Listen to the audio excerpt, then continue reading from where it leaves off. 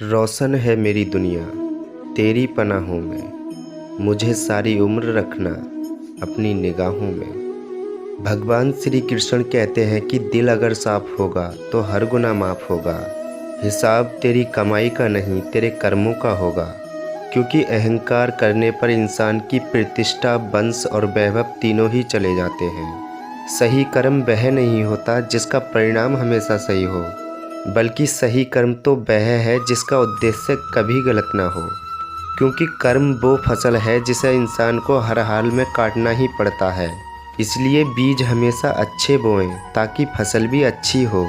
याद रखना, यदि आपका कार्य अच्छा होगा तो आपका भाग्य भी आपके पक्ष में होगा। यदि आप अपने जीवन में इन 7 सच्चे मंत्रों को उतार लेते हैं तो आपको सफल होने से कोई नहीं रोक सकता। नंबर 1, दर्पण, जो आपको कभी झूठ बोलने नहीं देगा। दूसरा है ज्ञान, जो आपको कभी भयभीत नहीं होने देगा। तीसरा अध्यात्म, जो आपको कभी मोह करने नहीं देगा। चौथा है सत्य, जो आपको कभी कमज़ोर नहीं होने देगा। पांचवा है प्रेम, जो आपको कभी ईर्ष्या करने नहीं देगा।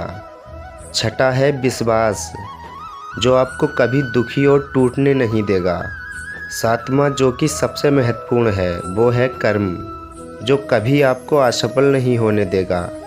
क्योंकि कर्म से ही विजय है, कर्म है तो सफलता तय है।